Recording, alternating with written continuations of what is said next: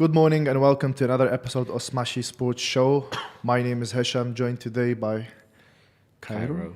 How are you, Cairo? I'm good. How you doing? How busy are you?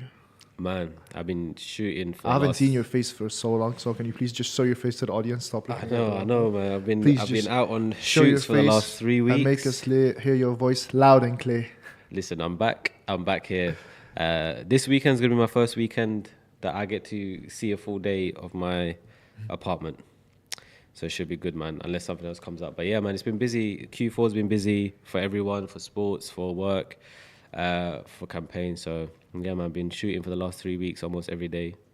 But it's been fun. It's been fun. Been creating some great stuff. How's your week?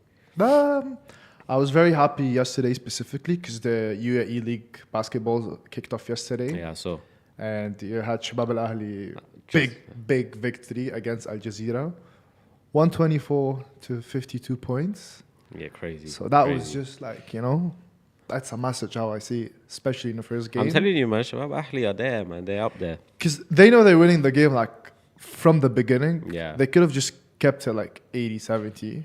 But you know what is with Shabab Ahli? My only issue is this year. They go so far to the finals, and then sometimes at the finals, Just like the Nasr game. right? Yeah, You it know was what I mean? so close. So that's the only thing that they take it all the way at least. You know? Confidence. But Too it's- much confidence. If you're entering a game knowing that you're already going to win, But the players are good this season, man. yeah. Yesterday's game, the players are good. Yeah, you can see from the way they played that they prepared very well. Like Yeah. the preseason was so good. Man, I'm excited, man. I'm excited for this one. We still need to go to a game. We need to go watch a game live. Let them know. We need to get our own Smashi Sports T-shirt. We have our on-ground reporter was covering the game yesterday. Yeah, but we need to go watch it. Me and you. Also, we have our commentator Omar Taimur was commentating live on the game. He used to be, by the way, a Shabab Al Ahli basketball player. No way. Yeah, like 10 years ago or Wow. 12 years ago. So he supports the club as well. But when he commentates fair. Yeah, fair. He doesn't go through any other club. Yeah. Before we move on to the first story, remember we had discussion like 2-3 weeks ago about CB football and how Chris Brown is looking forward to just make players pay 10 dirhams just to develop them. That development came up year by year, especially for MENA Cup and how it kicked off here. And last year they start having it in UK. And you had the previous MENA Cup, you had Norwich and Newcastle, and you had teams from USA, just like Chicago, teams participating here in Dubai. But you got UAE Empire FC to take part in MENA Cup in UK. What's your perspective on having a UAE academy participating in a competition in UK with such big clubs like Norwich, Newcastle? I think like this is what I was saying as well before. It's like we know as residents, as people within the UAE, we know there's talent here, and I think now it's exciting to see that we are taking it to international levels. You know, like even look, UK is my hometown, and we all know like some of the best players have come from there, from Europe itself. But there's talent everywhere, you know, and I'm sure like I think the only issue is that they haven't been discovered. I'm sure we have our own Ronaldo and Ronaldinho and Messi somewhere here, even a Rashford. I'm sure we have those kind of players here in the UAE, and we just haven't been able to provide them with the chance to be discovered. And I think doing things like this isn't just going to inspire them as well to up their game, because they're going to be playing in the UK with these big clubs, but also it's gonna let those clubs also know, like, you know, we have players that can compete. And you know what also surprising of this story? It's very engaging because you would see that we would get like a proper like tournament or a competition from outside, and we have it here as a franchise or an Arabic version. But for MENA Cup, like MENA Cup started and it's grown in Dubai, and the expansion was in the UK. Usually you would see things happen in UK and the expansion would be in Dubai.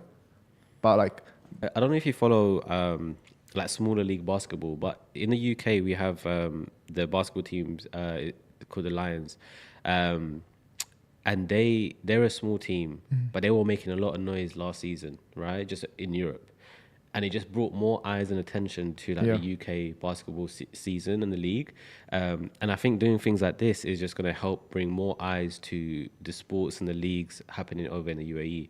And it's also, I think it's like, and I think this, like, it's good for things like MENA Cup, because MENA Cup is like the stage before, you know, they go up and do major things, I think.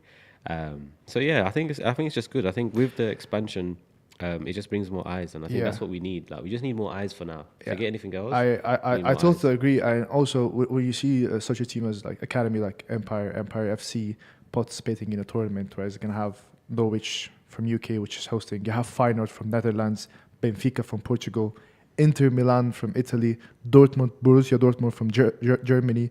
You've also got like the British clubs, like including Chelsea, Liverpool, Arsenal, Leeds. You know. Also, you got teams coming from India, teams coming from Malaysia, Canada. So can you see how that went from just having a project called MENA Cup that started growing in UAE, and now it's going there. Yeah. And it's bringing all these countries together, more than like Germany, Portugal, Italy, and like big teams talk about Borussia Dortmund, Feyenoord, Benfica, Inter Milan, Chelsea, Liverpool, Arsenal. Yeah. I think Academy seeing Empire go there, participating in this tournament, that would just make the competition between them, and it will actually make MENA Cup, hopefully the qualification starts on 26th, 27th, 28th, and 1st and 2nd and 3rd of October and November. And also you mentioned that the finals will be in April. That will make teams more ambition and work hard just to also want to have more, because this year we're going to have one team from Dubai. Next year we're expecting to have 3-4 teams. Yeah, and that's why you take the learning point. Going there, participating with big teams from different countries with different schools, that gives you the experience that you would come back and apply. You know, so yeah, obviously it's a great opportunity. Talent is there. It's just keep adding and adding and adding, and we just need to highlight it and just work on it. Yeah. I think, like I said, I think even in the last episode when I was saying like things like this, we have the talent for sure. I think it's just the eyes on it, and having these kind of events happening across the sea, it's just great. Like it's like how a music artist would just tour in smaller cities to build that small fan base to eventually then become a larger fan base when they grow and develop over time. And I think it's the same when it comes to athletes. Like, you go to these small cities and you build a relationship with the teams, the players. Slowly, you know, their fans become your fans, and then, you know, we grow it, and then eventually it has the potential to become a big league, a big tournament, globally, you know, that people will be aware of. And I think with social media nowadays, like, anyone can be a fan from anywhere. Yeah. Especially you can watch all the games of the qualifiers and the finals. Qualifiers again are happening 26th, 27th, 28th of October, and the 1st, 2nd, and 3rd of November. You can watch it on Smashi TV, Smashi Sports. And April, also the finals for sure will be having it. We'll be sharing out the news with you for the schedules next week. We need to do an exclusive episode just for MENA Cup and the teams participating, because there are like big teams and big academies from Dubai, Abu Dhabi, across everywhere. So let's move on to our first story. Qualifications for the World Cup kicked off, and, you know, to be honest, my expectations were a bit higher. We were talking about the national team. So UAE dropped points again in the World Cup qualifiers. They were playing against North Korea, and they drew up 1-1 in Group A in the third round. The game was played in Hazza bin Zayed Stadium in Al Ain on Thursday, and, you know, how do you see that? I think I think UAE did well. I mean, they scored the first goal, first, right? And then 66 North Korea minute, came in second. But the late equalizer killed it, to be fair. Yeah, but it was a late equalizer, so it shows, you know, that they did hold this. They did hold their ground. They held it down, and they're good. I think it's, you know, you're always gonna have a team that's better than you, and it's just coming back and making sure that, you know, that we deliver what we can. But it's exciting, man. Like, even the fact that at least it's a draw, you know, it's not a loss. Yeah, but they just looking at the schedule so far, they needed to win this game. They really did need to win this game, because, you know, they're in Group A. After this drew, like their number so far, yeah, obviously it's not a loss. Okay, it's better, but they could have won this game. But if they beat Uzbekistan next, they can stay in the game. They stay in the tournament. Well, they have 4 points. If they win the next game, it's going to be 7. But Uzbekistan is the first. They played 3 games. They won 2 and they drew once. Iran got Bahrain from the group. Qatar from the next game. So it's very tough. It's very tough. I think they for sure need to win their next 2 games. 6 points in a row, it will take you somewhere else. You know. Yeah. Also, you have, Japan. Listen, anything's possible, man. Anything's possible. Yeah, anything's possible, but for you to... If anyone's going to do it, it's the UAE. Yeah. Look how much we have already achieved. Yeah, because if you don't want to put yourself under pressure, because, other teams might drop points, but let's not count on that. Let's have plan A, just winning the next 2 games, getting 6 points. And me watching the game, they had so much. Like, they had a good opportunity in the 19th minute, a great cross, but they had the opportunity to win this game like 2-0. But, I'm sure like it's also like the starts of the season here also played only 4 rounds, international break. Hopefully it can be a learning process and a step forward. Yeah, exactly. For them to just, but for sure I was very positive about this game. And because I can see that the teams performed very well. Al-Nasr, Al-Wasl, Al-Ain, they're performing very well, especially the international players. So I thought that they would got it, but maybe it wasn't their day. Let's move on to our second story. It's also regarding the World Cup qualifiers, where Japan beat Saudi 2-0 in Group C. So.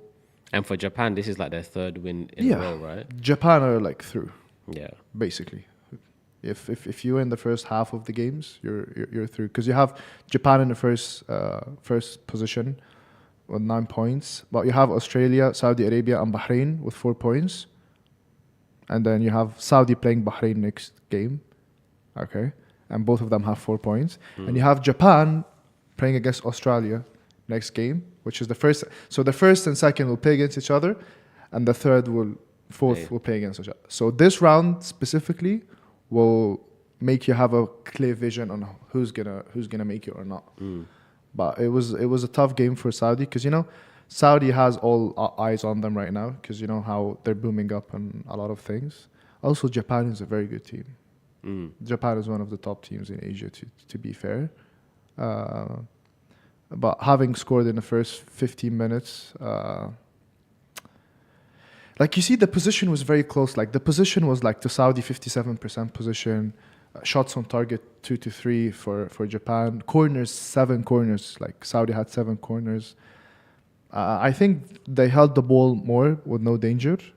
So Japan was mainly giving Saudi the ball and just playing on counter-attacks. So that what led to that loss. So they have their next game against Bahrain. It's going to be a very tough game, because both of them has 4 points, and whoever's going to win is going to jump to the second place. So yeah, I think it's going to be the most exciting game. Saudi versus Bahrain. It's going to be on the 15th at 7 p.m. No, it's exciting. I think look, these World Cup qualifying rounds is exciting for everyone, like the GCC countries, because I think for me, if the UAE make it, I feel like they will have the same response as Morocco had, you know. And Saudi is Saudi, right? They got the best players right now. Saudi's growing so fast, so they'll have a great, if they make it up there, I think they'll have a great story to tell as well. But I think the UAE story is just like, it's inspiring, you know, like the whole of the UAE's like background and everything is inspiring for them to make it to World Cup. Like adding that to the story of what the UAE is, I think will be exciting. So like I'm rooting for UAE. I really want them to make it through. So yeah, I just hope they win the next few games. And we'll see how it goes. Oman also had a very, very good game yesterday against Kuwait. As I told you 2 weeks ago, the FA members of the Kuwait Federation for Football resigned 3 weeks ago due to the incident happening in the stadium with the capacity of the ticket issue. I think the new board members struck them 4-0 against Oman, scoring 2 in the first half and 2 in the second half. And I think Oman is making it now pushing back because that's their first win after losing the first two games. They're playing their next game against Jordan. Obviously, it's a very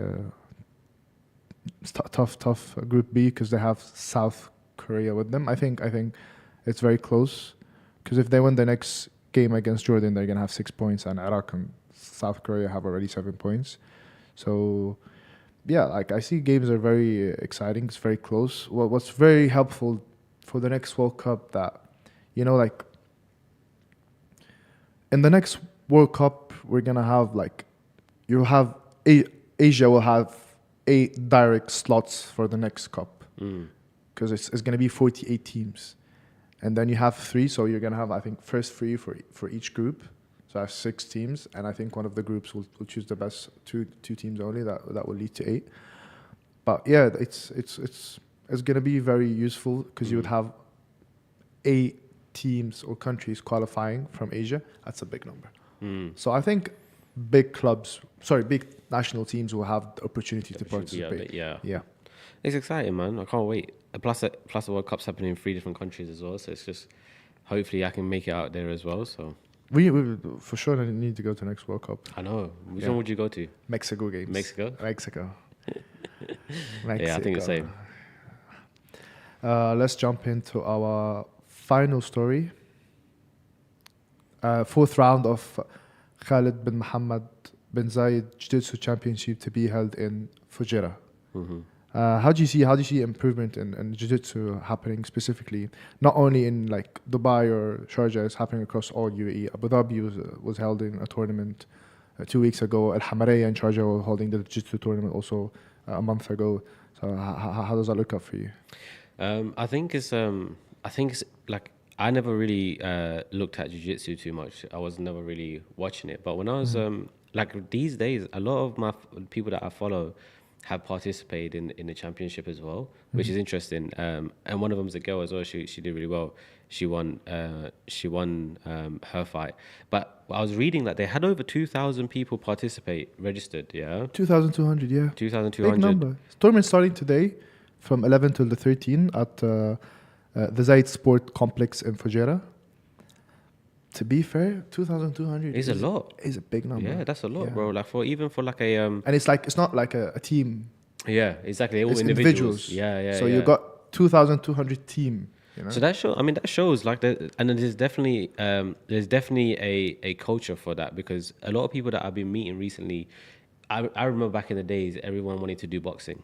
Right, it was always boxing. I want to go to the gym to do boxing. But these days, a lot of people that I meet, like they're really taking on this jiu-jitsu as part of their training routine. So it's definitely growing, and I'm hearing about it more. The more that I'm hearing about it, the more I'm seeing. But having 2,000 people sign up for this sport shows that it's a big sport. It's going to be a big championship. And I'm excited. And it's all different age groups as well. So it's like you can have different favorites. It's not just like a one age group. It's all down to different age groups. We have talent from youth to professional athletes. So it's exciting, man. It's a mixture of things. So you can have your fan favorites, and you can discover new favorites. Yeah, that's. I think the final round will be held in Abu Dhabi in December. So yeah, I think that's kind of awareness and having a tournament and make it go across all Emirates. Yeah. So maybe it starts in Fujairah and then it goes to Dubai and then the finals will be in Abu Dhabi. Yeah.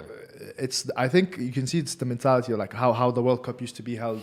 Not comparison football and jiu-jitsu. It's a totally different thing. But having a country hold the full tournament, just like where was it last time? In Qatar, sorry. And previously it was Qatar. Before Qatar, it was in Germany, 2018. No, it was in Russia, 2018. It was in Germany, 2006, where Italy won it. Yeah. 2010. Which one was it when Zidane headbutted? Huh? Which World Cup was it when Zidane headbutted on his last game? Was that Germany? That was in that was the Germany one, 2006. Yeah. The famous. The headbutt. Don't mess with Zizou. don't mess with an Algerian French person. Just an FYI. So now you see every country would hold the World Cup. But now you're seeing 2 or 3 countries holding it. That's awareness for the region. Yeah. As they're America, Mexico, Canada.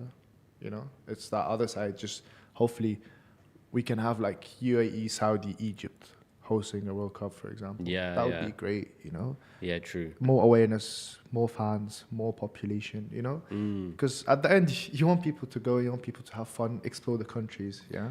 And you introduce all these countries to new people.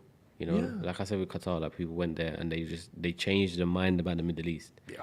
You know, so but you know what's funny? Like if like similar to what Jiu-Jitsu Championship is doing, but like if we was like the UAE, I think you can hold the World Cup in the UAE, for example, and be placed in Dubai, be placed in Abu Dhabi, be placed in Sharjah, because each of those places have different history, different cultures, different things to see and do.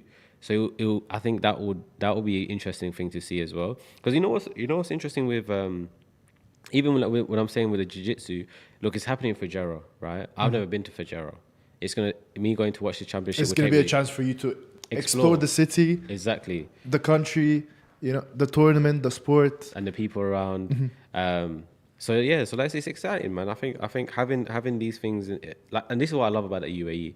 Like they don't just do it in the main cities, you know. Like it's not just gonna be in Abu Dhabi or in Dubai. Like you can go, you'll have championships where all of the fan base, all of the customers, all the athletes will attend as well. Where it be Ajman, Fujairah, Sharjah. Sharjah is quite big as well. Like a lot of people. Yeah. You know what I mean, and I haven't even been yet. So Sharjah. like, yeah. I know Sharjah. I've been to the outskirts of Sharjah, but I haven't been deep in Sharjah yet. But things like this would take me Sharjah there. would expand to Diba, Khorfukan, like you would Like it just keeps getting bigger and bigger. go after bigger and bigger. Yeah. Oh, that's why I can't wait, man. Let's see. I'm gonna explore along with the sports. I'm definitely exploring a lot more sports out here. So it's good, man. Just want to give you a shout out on the games that we have today on Smashi Sports. We're gonna have Shabab Al Ahli, but they're playing handball today. A big game today in Emirates Cup. Shabab Al Ahli versus Al Nasr at 5 p.m. You have Hatta playing against Banias volleyball for the Emirates Cup. You would also have Al Nasr versus Al Wasl, have volleyball, Shabab Al Ahli and Al Gezira for volleyball. So you know, volleyball and handball now are just kicking off. We have basketball starting yesterday. I was on the 10th. Just working 3 weeks in a row, so the dates are just shifting for me. So we have upcoming 5 games on Smashi Sports, Smashi TV today. This is all we had for today's headlines. Hopefully, we'll bring you with more details and news on Monday. Stay tuned. We have Doha second round, 8 a.m., 12 games on Smashi TV. Excited for Doha? Yeah. I mean, this is gonna be my first time watching Doha. Yeah, you were as well. busy. You were busy last week. Yeah, so Couldn't manage to wake up 8 in the morning. I told you this weekend I'm Give chilling. your audience some effort. Are you when it comes to these leagues, do you find yourself interested in all the leagues at the same time, or do you kind of just like, because of work I have to know what's going on, but this league I've grown to love? Because I played the game, so I felt like I lived what those kids are living. And I stopped playing football like in a young age. Like professionally, I was like 17. Yeah. Okay. And that was the moment where you need to concentrate, because from 17 till 19, that's the most important Make time. or break, right? Yeah, that's the most important time. And like, you know, maybe I wasn't good enough. Maybe I didn't have it. Maybe there were players better than me. And also I was playing in a club that, you know, it's the second best club in Egypt and Africa, Zamalek. So it was. I can also see the gap, and also most of the people on like my teammates were very dedicated of achieving, and me, I'm just like, good morning, let's play some ball, you know. So I've lived what they're living, especially with football. Not also other sports, like you would see like on your under 9, under 10, under 11, under 13, going from 1 to 1 to 1. That's a big step, you know. Just like, you know. Jiu-Jitsu, I'm not what karate was called? Karate, yeah. Karate. You will start off with the yellow belt and then The move white to belt. the orange belt. Yeah. White, yellow, orange, blue. each belt, you feel like you're coming closer to what you want. Yeah. It's the same for those boys. So when you go under 8, then go under 9, 10, continuously, Okay. you see the passion that they have. Yeah. It's crazy because at the end, he sees a football player, especially with football. He sees someone who wants to be like him. You know, he wants to reach the area. He wants to play for his favorite club. And having such big academies happening here in Doha and Mina Cup, just like La Liga, Inter Milan, Forza, Dubai Irish, Precision, you got so much clubs, Manchester City, you've got so many academies are franchised by the club itself. And they just give you like the good atmosphere. You don't feel you're in an academy. Like if it's a Man City academy, you don't feel like you're in an academy because you got professional people coming over, training you. You got players sometimes making like the academy itself will bring the players. So it's a whole experience. Because so me as a kid, I'd see that, you know, because it was different. Like sports back in the days, we didn't have that much academies. It's either you play for a club or you're an amateur. Got you. Yeah. So no, I watch because I'm seeing how things are developing, and how football is actually getting, and that's the point of view speaking about getting more talents. Having those academies brings up more talents, and the results here. You're having Empire playing in UK against top teams. You know, we're talking about Arsenal, Liverpool, Inter Milan, Borussia Dortmund. Yeah, like, these are the kings of Europe. You know, apart from Real Madrid, obviously. I mean, they didn't put much. I don't want to come next to Real Madrid. You know.